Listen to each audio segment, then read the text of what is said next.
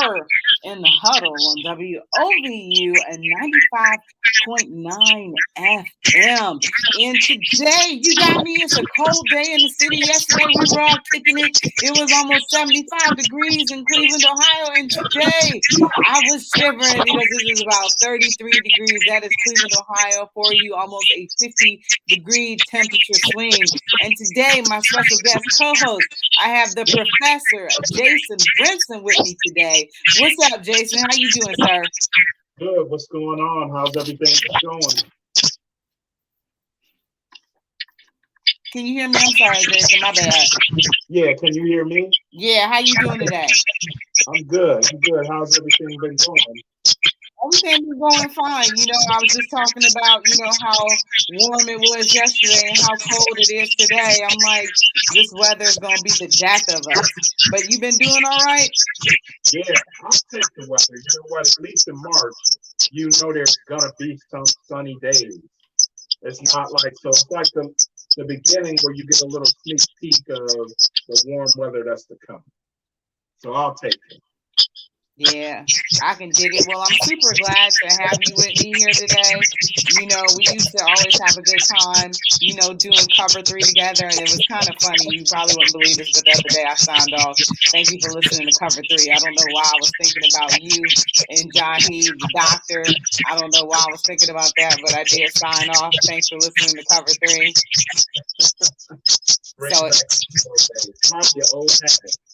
Yeah, it might have been fate or destiny or something like that. So let's just go ahead and get into it, man. So last night, the Cleveland Cavaliers had a huge win over the Toronto Raptors. It was a much needed win. And unfortunately, in that win, we lost Jared Allen for indefinitely because he broke his finger on his non-shooting hand. What are your thoughts about that? When is he back? That's all I can think about. They just can't stop getting hurt. No matter what. Are you hearing feedback? Oh, yeah, I'm hearing some feedback. We're going to work on getting that fixed. Okay, how about now? No, I'm not hearing it now. Okay. My Canva, go ahead and keep talking. I can hear you. Okay, perfect. I was saying it's terrible that they just keep losing players. Like they're just, if they could play with a full roster, I think that they could build something special. For this year, I just want to see them in the playoffs for this year. Looking at the roster coming into the season, I like what they were doing by going big because it is still important to be playing basketball. But I like the chemistry they have. They just got to stay healthy.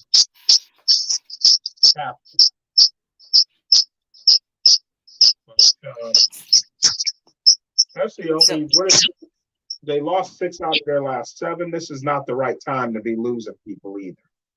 Mm-hmm.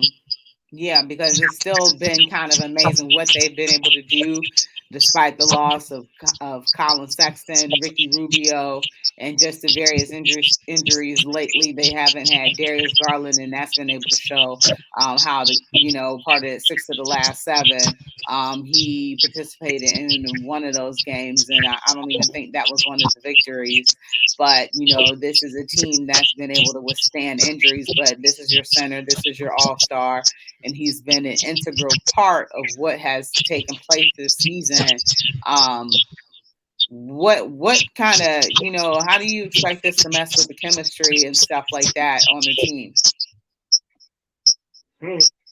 Like I said, I really like him in the lineup because it's a matchup nightmare when they got him and Mobley and Markham comes in. It's just a big lineup. Even when Kevin Love comes in off the bench, you just have trees, and it makes it hard for people to shoot over. They clean up the boards. So I think having him out is going to be a huge loss. I think that's going to be a huge loss for the Cavs. And I'm just not – they have to put this thing going the other way. You can't continue to lose games like they've been doing. Do you think that this team will still be able to make it to the playoffs without him? I think they'll at least make the play in. I think they'll at least make that 10th seed, but it's going to be tough for them to clinch a top seed without him it out. Yeah, because you also can't when Darius Garland goes out because that back keeps giving him trouble. You have to hope that he is going to be able to, be able to play in games and stuff like that. We have a tough stretch coming up where you face the it looks like the Chicago Bulls have dropped a little bit, but it's the Miami Heat that is in first place in the Eastern Conference. You have them games on the road and they're going to miss Jared a lot in there. So they say he's out indefinitely. So there's no timetable.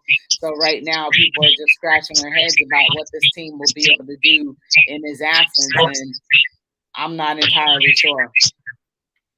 Me either. Me either. And I'm looking at the standings now in the East, and it's the things that are behind the Cavs or the people that are behind the Cavs. There, you got some teams that are going to win some games. Period.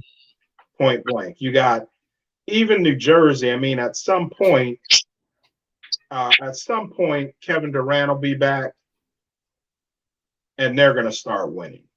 I thought Kevin Durant was back already. Didn't he play the other night when they played against the Celtics? Yeah, he just played that one. So he's going to be. With him, that team is a different team. The Cavs right now have 5 more wins than them. So, and 6 less losses. So, and that's Brooklyn. There's some teams that I could see getting hot, but I don't see the Cavs falling behind. They're definitely going to be top 10. I don't see them falling behind Washington or New York or anybody like that. Yeah, because after being Toronto, they go on the road and their next game is Tuesday against Indiana. And then they have that brutal back-to-back Friday and Saturday against Miami and against Chicago on the road. And then they have a decent home stretch where they have 5 games at home. So looks like they have 6 games at home and 2 away the last 3 weeks of this month. So, they got Philly again coming into town who, gave them some issues. Were you able to catch the game the other night against Philly? Yeah, they fought hard. But they just couldn't pull it. Philly's going to be tough for the Cavs. I think the Cavs present that issue of being too big for everybody, but they have Joel Embiid. So that's going to be always a tough matchup for Harden. But Philly, they just had too much coming down the stretch. Heartbreaking loss for the Cavs. They need every win they can get. Yeah. So what did you think of last night's victory against the Toronto Raptors? What are your thoughts about how that game went last night? That game was awesome. Because this is the first time the Cavs have been relevant without LeBron in over 20 years, and they're on national TV. Yeah, against first national TV game last night was that one. Yeah, first national TV game where they've been relevant without LeBron in over 20 years, and for them to show up and show out, I think it really went a long way. At least for me personally, I enjoyed it, but I think that's going to do a lot for the Cavs. Again, it's kind of deflating because of who you lost. Yeah, I think so too. This team really needs him, but one of the things is you hope that you get even more production out of your bench. Out of Teddy, out of Kevin Love. So Kevin Love should be a candidate for Sixth Man of the Year. I don't know if he's necessarily going to win it, but what are some of your thoughts about how Kevin Love has performed for the Cavs this past season? He's been balling. I mean, for Kevin Love. he's been balling. Like, Why you say for Kevin Love? you know, I say that with Kevin Love has been, he hasn't been balling since he got to Cleveland, especially the years after LeBron left. He was not able to get the team in any kind of position. But he's been playing, like you said, six man of the year. In my opinion, he's up there. I don't know if he'll win it, but he should be. His name should be ringing bells. This is where you need Kevin Love. This is where you need him to come out and play that 4 or the 5, depending on how they do it with him and Mobley. But this is where Kevin Love is going to be. We need Minnesota Kevin Love or flashes of it for a few weeks where he can get you 20 points. He can get you 20, 10, and 5, or 20 and 14. So without Allen, we're going to need Kevin Love in a big way. Mm-hmm. Yeah. But What do you think about Sadie Osman? How he has performed as well, his maturation. Like last night, one of the questions was, about him being one of the older players on the team. In his first year, they went to the finals, and he's lived through the doldrums of the team. What are your thoughts about how he's emerged in his role off the bench? yeah, I can't believe it.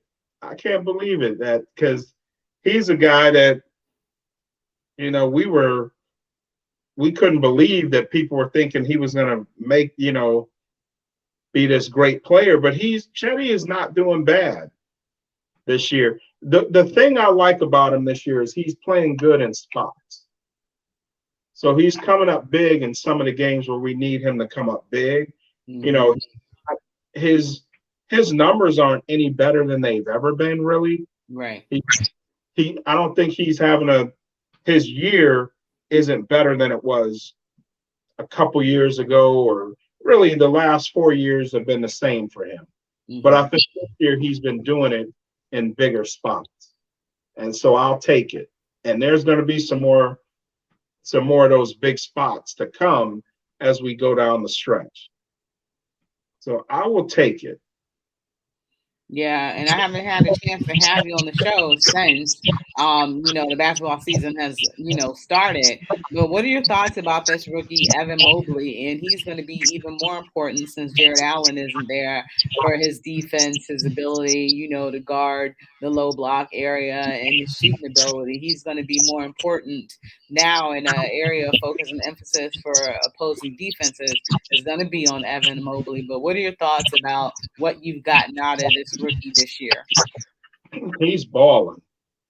I'm very excited about him, and he's a rookie too. So you think that usually players make that nice leap from rookie to second year. Mm-hmm. If he does that, that could be that guy giving us 20, 10, and 5, that Kevin Garnett type, or 20 plus 10 rebounds and at least 5 assists. And he plays defense. So that complete player. With the Cavs team, he won't be in a position where he can't play defense, right? He won't be James Harden in Houston where you've got to score all the points, so you got nothing left on the other end. The Cavs, they got some people around them. You're right. You got Jared Allen, so Jared Allen's going to do a lot of the banging down low with him. You got Kevin Love can score the ball a little bit. The guards can score. So his game is just going to be fluid. And I think when you get a player like that in that kind of a position, he really just turns into that guy that can be a headache for other teams, but really be that godsend for your team because he's so versatile and you don't stress him out in any one area to where he can just attack different parts of the game at different points. Kind of like if people remember when Magic Johnson was a rookie or those early Magic Johnson years, Magic could play so many positions and he was allowed to play those positions because they didn't need him to. He had guys all around him that were awesome. So he could come in and play center for Kareem, but you had Norm Nixon at point guard. You had all these all-stars around him. Not saying the Cavs are all-stars, but you got players with him, right? So I don't even think he'll be in that LeBron situation where you've got to do everything. So this having a guy like that with people around him, I think the sky is the limit. Yeah, Darius Garland too is going to be so key. You see how wonky things was when he was gone, and how this team struggled. They struggled to win games. They struggled to run a complete offense. So you know that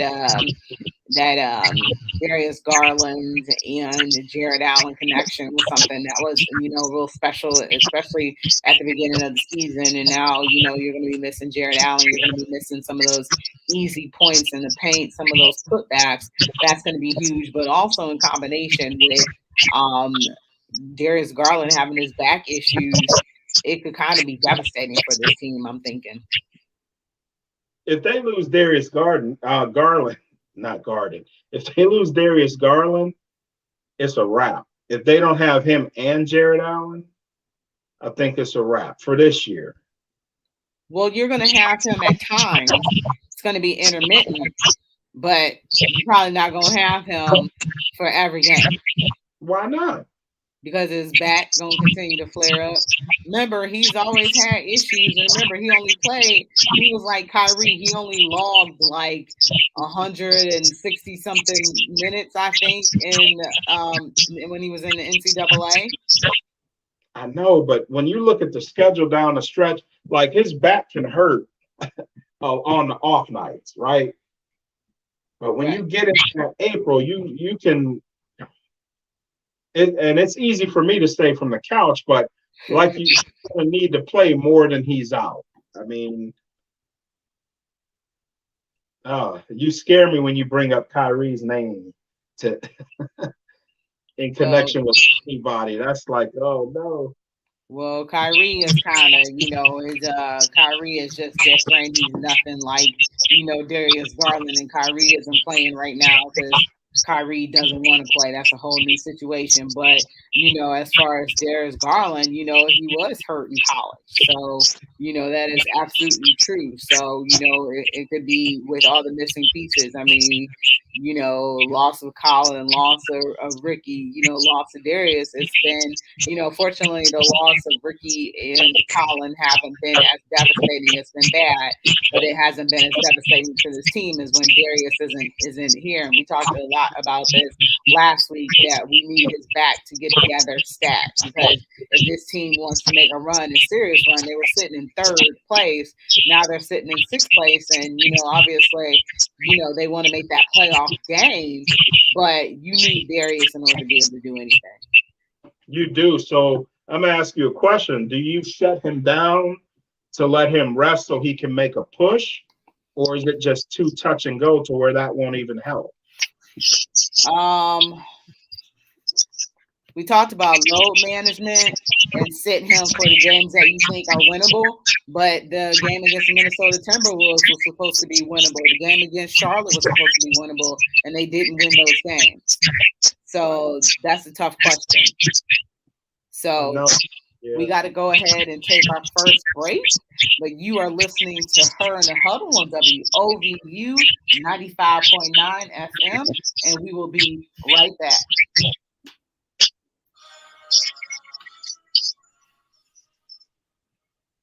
All right. I can hear you fine.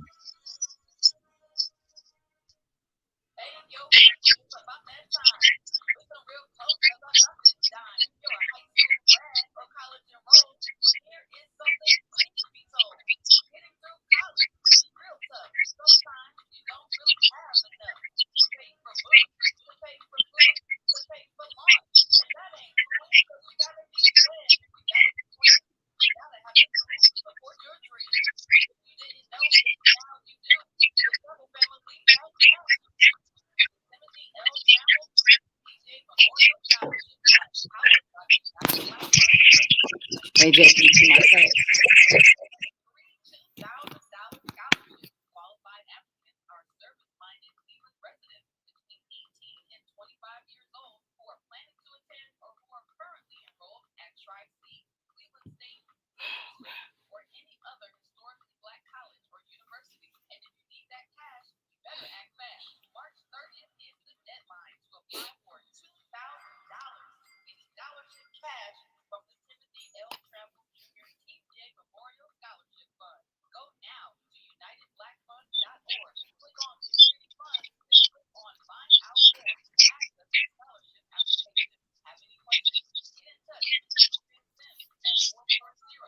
Is this better?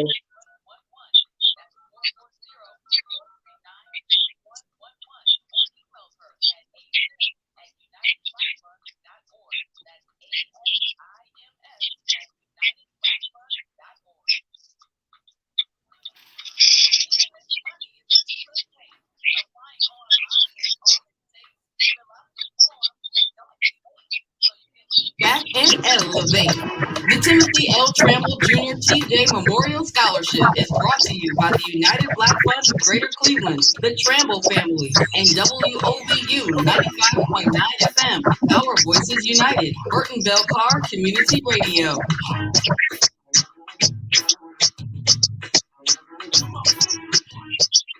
This is Rachel Hill, the First Lady of Sports of Her in the Huddle, and I would like to congratulate WOVU on 4 years of some of the best radio that is out there. Congratulations and much continued success. Welcome back to Her in the Huddle with Rachel Hill, the First Lady of Sports. All right, welcome back to Her in the Huddle on WOVU and 95.9 FM.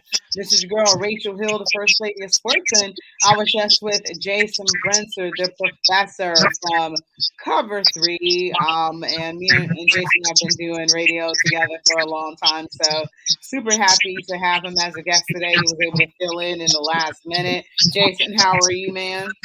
I'm good. I'm good. I'm good. Glad to be back. Reminds me of old times. Yeah, we got that first segment underway, and so I want to move on to some. But do you think that before we move on in some more basketball, do you think that Philly is the real deal now that they got James Harden? Yes. Yeah, I do. I don't believe in Miami, which I should, because Miami has shown us they can do it. But yeah, I think Philly's gonna win the East. I do. Really? Yes. Well, I mean, they look good in the Cavs. You kind of knew that Philly was going to creep back. It's a home game. The crowd was going to be, home cooking. And you kind of knew how the fourth quarter was going to go, but they haven't lost since James Harden have joined that team. And some reporter asked James Harden, what is his thoughts since, him and Joel Embiid combined. And James Harden said that they're going to be unstoppable. It looks like it. It looks like it, especially like I said in the East. I don't see. I mean, who do you think can stop them? I don't buy Miami, and Miami's proven, but I think they can beat Miami, and I think they have too much for Milwaukee now that they have Harden. I think they got too much for Milwaukee. Yeah, I was going to say, I think possibly maybe Milwaukee might be the team. Yeah, that's. I think it's going to come down to them in Milwaukee. Them in Milwaukee, that'd be good. So you think Brooklyn has no chance when they, now that Kevin Durant is back, no chance of challenging anybody? That hole they dug is too far down. They do, and so does Boston too. Boston can still ball, but until I see it, I don't believe that Kevin Durant and Kyrie Irving will ever play through a healthy playoff together. Yeah, that's another thing. Kyrie is always hurt. That's a lot to ask for. That's like when the Lakers got Anthony Davis, you knew you weren't getting more than a year or two out of that man. You might get a playoff here and a season there, but it's certain guys that they're just always out. So that's where my thing with Brooklyn is just I wouldn't put my money on them just because of their injury-prone history. But if they get healthy, yeah, they're definitely a factor. You would think that Kevin Durant knew better. I don't know what he was thinking because he was hurt himself. He knows how he is. And then team up. Yeah, Kyrie's not that guy. He's not that dude. Right. He's not like we saw what's his name last year, Trey Young, take Atlanta to the conference finals. Like Kyrie's not that guy. He's never going to be the best player on a team, and they're not in the lottery. Like he doesn't play enough games for one. Mm-hmm. He's not sturdy enough for that. Right. Uh, I'm like you said, I don't really, I think the only gutsy performance, in quotation marks that Kyrie ever had was probably, the games with the Cavaliers in the final series and the game Christmas Day of 2017. Other than that, when has Kyrie really had any gutsy performances? When has he ever pushed through the pain and played hurt? No, you can't get in 2016 in the finals. He that 41-point game was nice. Like he Yeah, played that's what I'm talking about. I'll give him credit for those finals games. right now. Let's not forget he sat out almost the first half of that whole season. So, not taking anything away from what he did. And, yeah, because he hurt his kneecap in the finals the year before. Yeah. So he didn't come back until late in the season. So 2017 was the only time we seen him like a full campaign. Like that 2017, he played the whole season, even though they didn't win the championship. But that's one out of all these other years we're talking about. He got hurt when he went to Boston, hurt when he went to I always call him New Jersey, Brooklyn. And then he was playing last year, got hurt in the playoffs. Not blaming Kyrie for any injuries. If you get hurt, you get hurt. But if it always happens to you, I'm not gonna, I can't put my money on you if this is what happens over and over. But good for him for always coming back too. Mm-hmm. Yeah, because if he plays that Milwaukee series, Milwaukee probably would not have been the champions. Yeah, I don't think they would have won it. Yeah, I'm with you.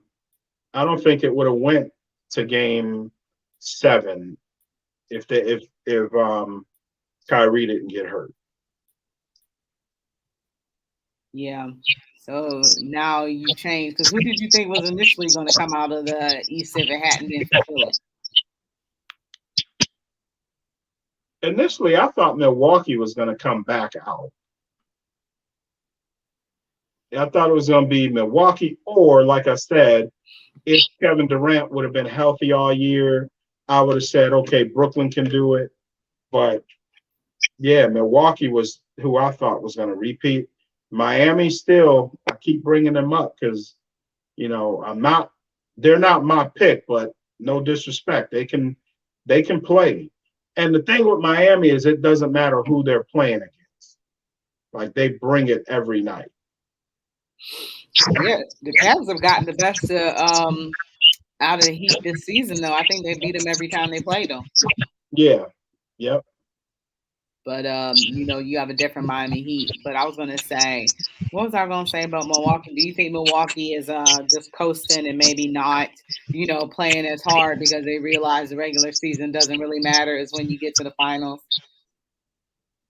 Yeah, but they'll probably still end up with like the number.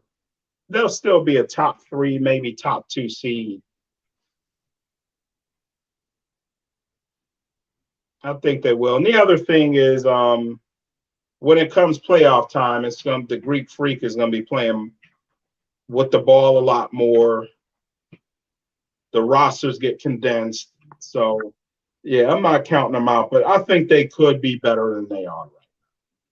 Yeah, because that's kind of been the trend, not to play the season, as hard, but to go ahead and play, playoffs. Teams have realized that the regular season kind of means nothing. So, that's where we're at right now. And it looks like Mr. Marshawn Powers has joined us. Marshawn, you on with Jason Brinson, and Jason is one of the reasons how I got my start in radio. We used to do shows together, and I don't know if you remember last week when I signed off Cover 3. That was our old show. Was that you I was with when I signed off with Cover 3? Yes, that was me. It Yeah. was me and Willie. Yes. Yeah, so I don't know That's why I was thinking about Jason in our old right. show, but that was one of our shows that we used to do. But we got to go ahead and take a break right quick.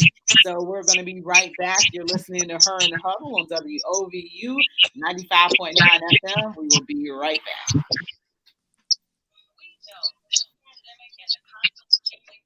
Protecting ourselves from COVID-19 is overwhelming. That's why WOVU 95.9 FM and Neighborhood Family Practice have teamed up to bring you the facts. The fact is, viruses adapt and change so they can stay alive. When viruses change how they attack our bodies, we have to change the way we defend ourselves. Experts like our licensed medical professionals, biological scientists, and government health agencies are doing their best to keep us informed. When information changes, it's a sign that we better understand how COVID-19 operates. Keep listening to get the facts on COVID-19 from Neighborhood Family Practice and WOVU 95.9 FM, Our Voices United, Rivendell Carr Community Radio. Yo, Siri, who has the hottest app in the city? WOVU 95.9 FM. Siri, tell them why WOVU 95.9 FM got the hottest app right now. WOVU streams at 192 kilobits per second, giving the best sound in the city. WOVU has the new sound coming out our app right now. The only one in the city at 192 kilobytes per second. Listen, man, it is going down. That's what you're telling me, Siri? That's right, DJ Chris Styles. You already know what it is. Listen, check out our new sound right now. Go to your mobile store app, download WOVU 95.9 FM and check us out right now. Tell everybody, listen, we coming at you. This is the First Bell Call Community Radio Station. You already know what it is.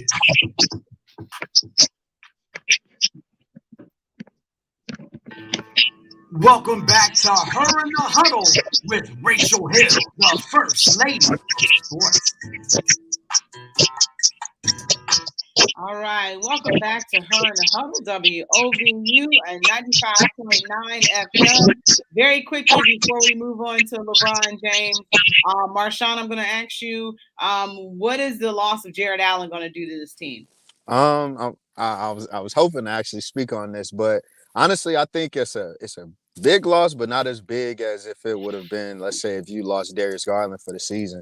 I mean, you lose one half of Tower City. You know, you lose one half of your rim protection, and now you're asking either one of two things: either Ed Davis to step in and be your rim protector for the indefinite amount of time that Jared Allen is out, or you're gonna ask the rookie Mobley to squeeze into the 5 spot and maybe stay big with, you know, Lauri Markkanen and maybe Kevin Love, or some type of creativity way where, you know, you can kind of, you know, not really miss that rim protection. But it's, to me, it's on a scale of 1 to 10, I'm gonna say it's like a 7.5, 8. It's extremely huge that they lost a guy who, you know, was their anchor, was one of their anchors on defense. Yeah, you know, and me and Jason talked about, coupled with Darius Garland, you know, having to have some load management because of his back, it could potentially be devastating. So we have to have his back, you know, be healthy. So, you know, we don't know what's going to happen with this team at this point, but it's a very, very bad thing. And, you know, he's out indefinitely with a broken finger as well. He left with a contusion last night, but, you know, a broken finger on his non-shooting hand.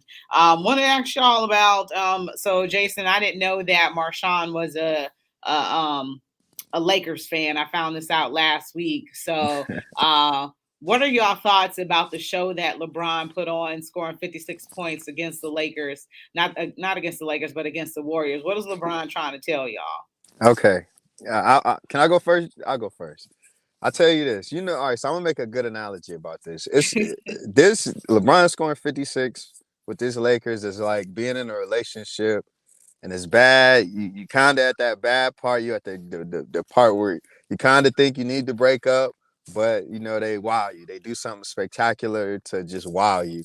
You know what I mean? I fell asleep on the game. I thought it was over. I'm like, Warriors up, kind of. They was up. I want to say more than 10. And I was like, oh, it's over. And then I wake up the next day and LeBron scored 56. So I was floored when I rewatched the game and seeing that, he dropped 56 and Russell Westbrook had a semi decent game, I guess if you want to call it. And then he also had help from other guys, Austin Reeves and things of that nature. So no, I'm excited. I'm LeBron toying with my emotions right now because it's like, are we gonna continue to see this? Are you gonna get my team to 500 or better, or was that just you taking your anger out anytime you play the Warriors because it's the Warriors and they robbed 2 titles from you and you got something against Steph Curry whenever you don't have another legitimate star next to him? So I'm gonna go with the latter. I'm gonna go that it was just LeBron bullying Steph Curry. Will the Lakers make the playoffs? No. Um, Go ahead, ahead, Jason. Jason. oh no, I was gonna say, like he said, the Lakers, they look like the Cavs in 2018, but LeBron is older. So LeBron is still, this is the best career we've ever seen in basketball. There's no one who's had a career close to what LeBron. This dude is averaging 29 at 37 in his 19th year in the league. The difference is for the Lakers to do anything, LeBron's got to play 45 minutes a night. And as good as he is at his age, I don't know if you can play 45 minutes a night in your 19th year in the league and carry a team. Anthony Davis, like I was saying to Rachel earlier, that's all you can ask for is one run with Anthony Davis. That guy is not the guy. If he comes back healthy, or if those guys around LeBron start playing, they can do something. But he's, like I said, he physically has too many miles on him to make that trip. So I say maybe they make a play-in game, but I don't see them making any noise. Yeah, exactly. I think last I was looking at it, you look at the playing teams. I want to say seventh and eighth. I want to say is Dallas and Minnesota. Ninth is the Lakers, and then 10th is, I want to say, if it's not mistaken, is Portland. And I don't even think Portland is going to stay in that spot. I think New Orleans is going to end up coming into that spot. New Orleans is going to make it a plan. So you telling me that the Lakers got to go through Dallas or Minnesota or New Orleans to make the play in, and then go ahead and face potentially Phoenix or Golden State in the first round? Nah, I'm not buying it. Now I'm a diehard fan. I'm not buying it. I'm not buying that the Lakers are about to this dreamland where LeBron fans and some of these new age Lakers fans that think that the Lakers are just about to make a miracle happen because we've seen 3-1 in Cleveland. That's just not going to be the case in LA. In LA, I think it's just a little bit more different. You got people that really don't respect LeBron out west. They think LeBron is kind of, how can I say it? They think LeBron, in my opinion, I'm not gonna say they think they know LeBron still runs the league, and they're trying to take the league out of his hands. They're trying to put the league into the hands of younger players. The guys are like the Devin Bookers, the Ja Morants, maybe Zion if he can figure things out. The Giannis's, the Ben Simmons, those players. That's what they're trying to do. They're trying to take the league out of LeBron's hands and put it in those hands. So, they're not gonna make anything easy for that man as far as getting another ring. They're just not gonna lay down and allow him to just walk to his 5th ring, and people keep crowning him the best player in the NBA, and these guys aren't. Is this still LeBron's NBA? No, absolutely not. Whose NBA is it? Transition. I think you want to know my solid opinion. I don't think right now. I don't think it's anybody's NBA. I think it's an international game. I think if you had to put anybody right now as the face of the league, it's either one of 3 people: Luka, Joel Embiid, or Giannis Antetokounmpo. I think those 3 right now are at the forefront for what the NBA is trying to do business wise, and bringing in more players from the Euro League and Australia. Jason, you can answer if you want to.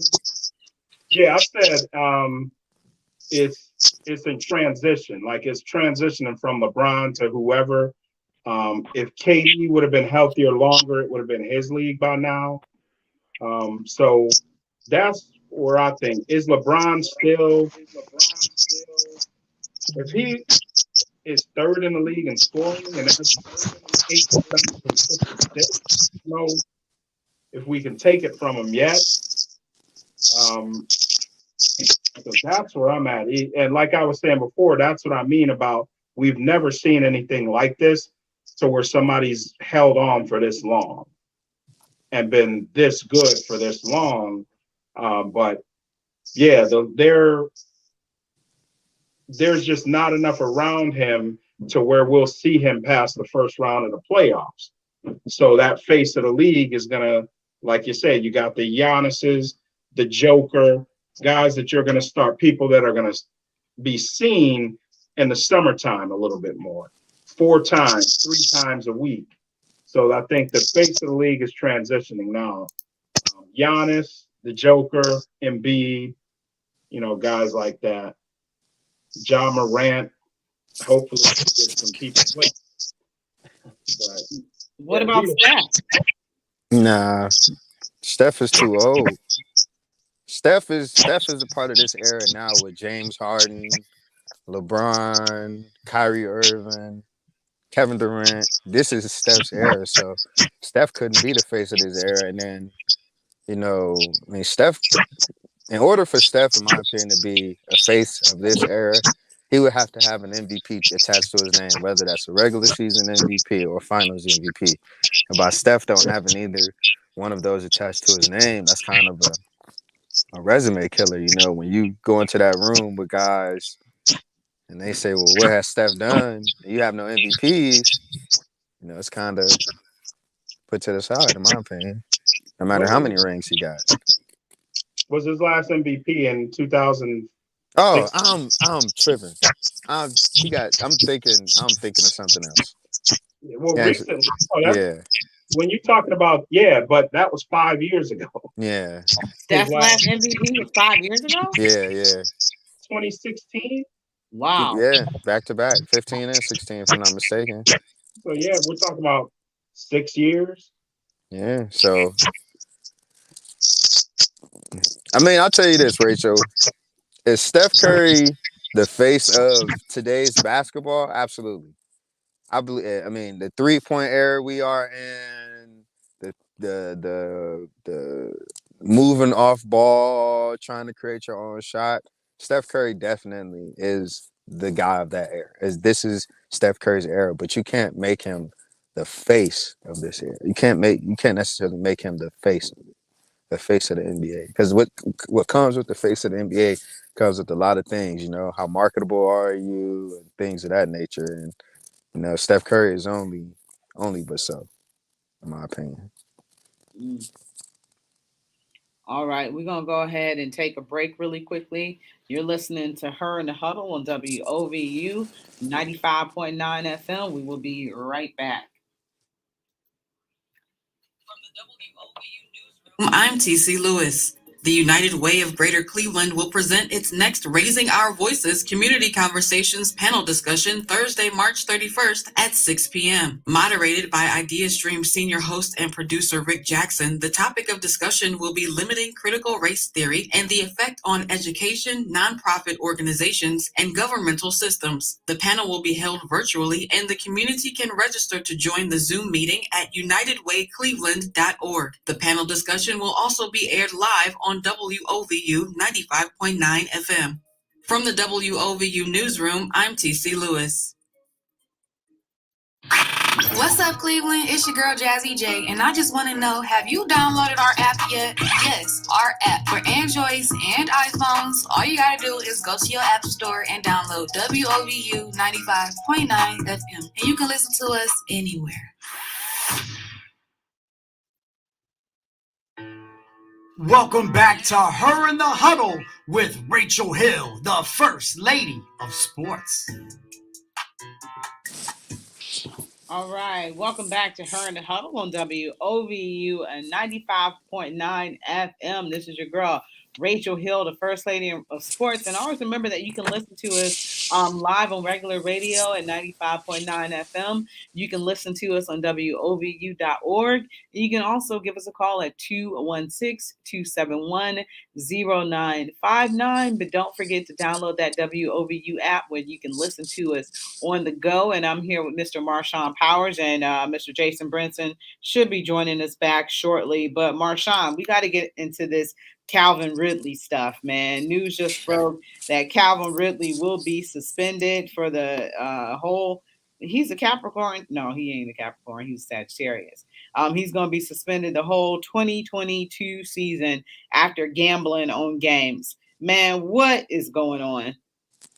Man, that I tell you, I vaguely seen it because there was something popped up about his name and gambling, but I didn't really know it. So it's crazy that you just broke the news to me. So man, that's nuts. Do you think that was the reason why he took a break for quote unquote mental health, because of that's when he got caught? Yeah, heck yeah.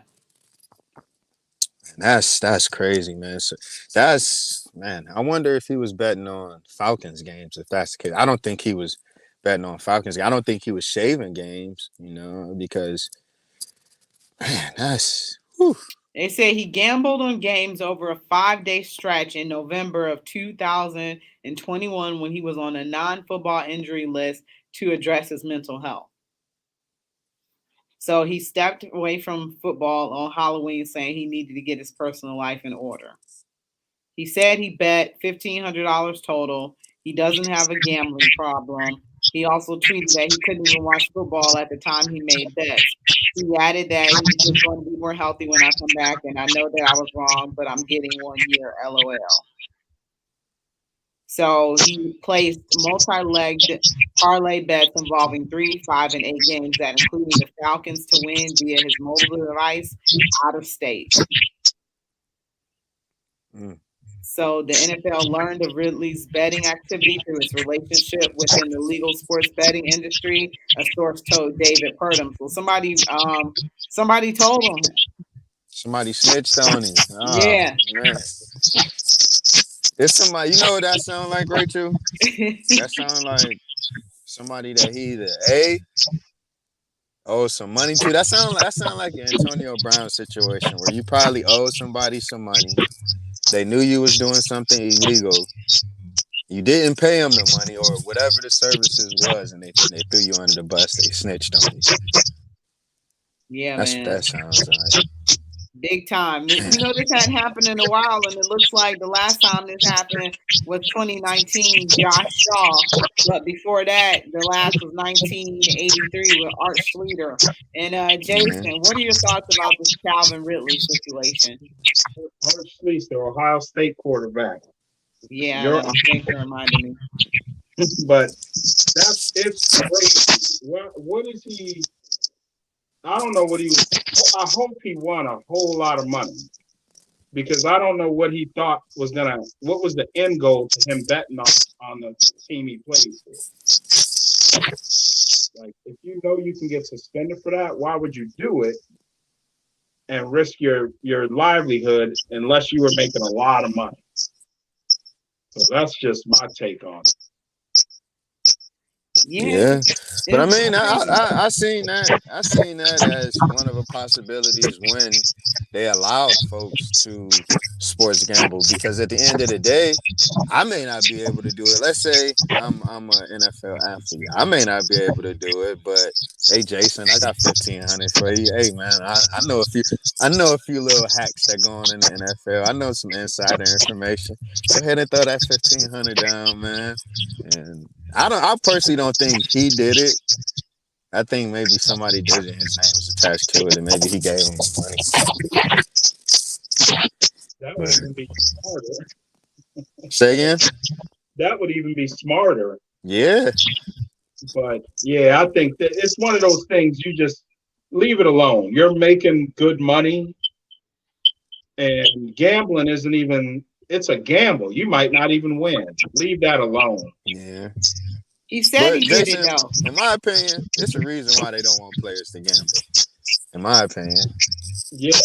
There's a reason why. Players know something that maybe we don't know as fans or media or whatever. And they just don't want them involved in that, in my opinion. Well, Rachel, you know where I'm getting. They don't want you dropping passes either on purpose. Yeah. Because if my game check is X and I bet X times 1 or X times 2, I might drop a pass here and there. Yeah. So that I can win my bet. So no, I agree. There's that going on. Players know when the team comes out flat or when the team just don't feel right all week. They know that. Mm-hmm. They know how hurt somebody really is.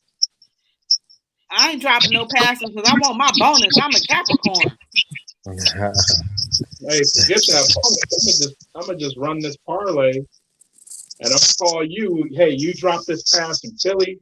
I'm gonna miss this kick over here in Las Vegas, and we gonna collect. Yeah, we gonna collect about we come up on $400,000. We collect that. Oh, right. Just for that? Yeah, if you bet enough, 14 parlay. Yeah.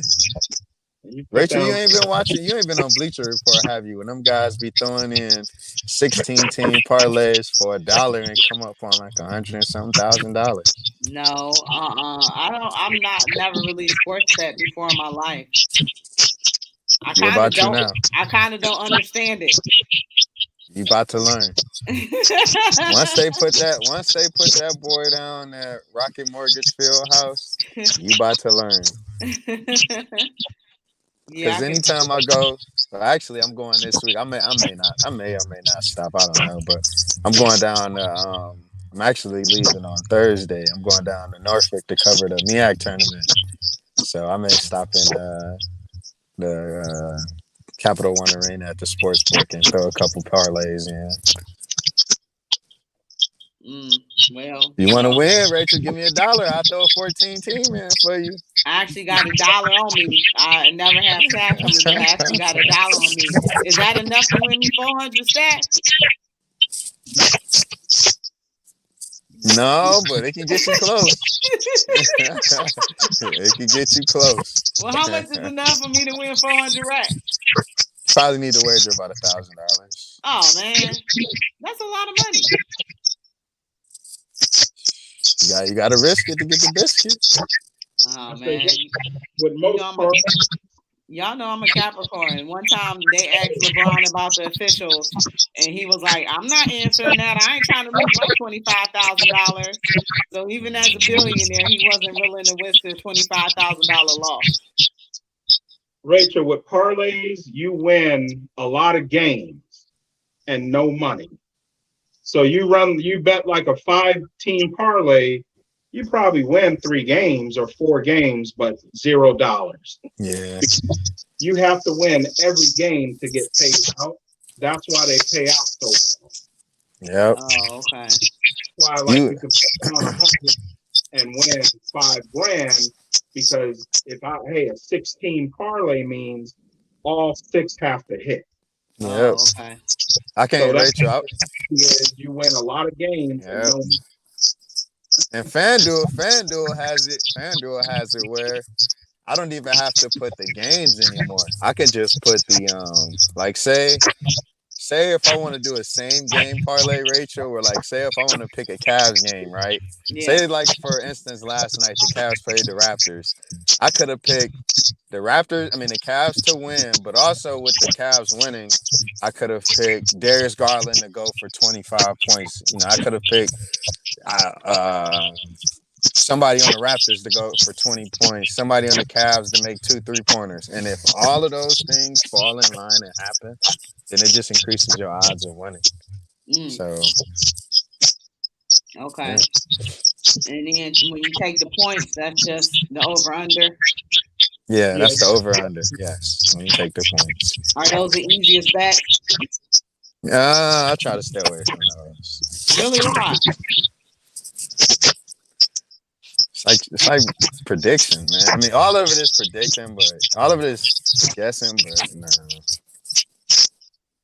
That's interesting. I'm not in the business unless it's. I'll do it for the NFL. Like, all right, is the Browns gonna win by such and such? All right, I'll take that, but I won't do that, or I won't do points for the NFL. Like, is it gonna be over 56 points? I think that's a lot. All right. Quick update on Ohio State basketball. So yesterday, Ohio State lost to Michigan on Senior Day, and Ohio State was leading into halftime, and then after halftime, it all fell apart and came falling down. So Michigan was able to get a win at OSU. So now Ohio State goes into the Big Ten tournament. They're trying to figure out if they are going to be a fifth or sixth seed. Cleveland State is played tonight at 9 o'clock in the Horizon League tournament semifinal. CSU is 20-9, and Wright State is 19-13, and they play at Farmers Coliseum in Indy. And really quickly, guys, we got 3 minutes left. The Brittany Griner situation. What are your thoughts about that? Will she be able to get out of Russia? It's gonna be a little. It's gonna take some help. It's gonna take a lot. Probably some help from the WNBA, U.S. Embassy, things of that nature. But man, the fact that it's been 3 weeks already that she's been in custody in Russia, and we're just now finding out about this. It's ridiculous, man. I think she'll get out because of who she is, her status, her stature, what she's done in the NFL, I mean in the WNBA. But man, Russia don't play around. Right now with Russia ain't the country that just negotiate with anything. You could just, I don't know. It's gonna be tough one. That's gonna be tough, but I think she'll eventually get out. Yes. Yeah, I agree. Like you say, the thing that makes me nervous is nobody's heard anything. Maybe her family, I don't know, but we haven't heard. There's no social media or anything. It's been 3 weeks, so that makes me nervous. So I'm just wishing the best. Yeah, same here because right now, and this country is Russia is in the middle of a war with Ukraine as well. So, like y'all said, hearing about this 3 weeks after she's been sitting there, it makes you wonder what else we don't know. And is she truly safe and stuff like that? That situation in North Korea with Autumn Warren Beer, where he stole a Korean flag and he returned here, basically beat to a pulp and pretty much passed away a couple days later after he arrived back after his release was negotiated with former President Donald Trump. He pretty much died as soon as he got back. So you just hope that she is being treated in a humane way, because we just don't know how they treat people over there. And also we've had some issues with racism once this war broke out and stuff like that. We haven't heard too much from the Russian side, but it's Eastern Europe, so we don't know we kind of know how we're perceived throughout the world.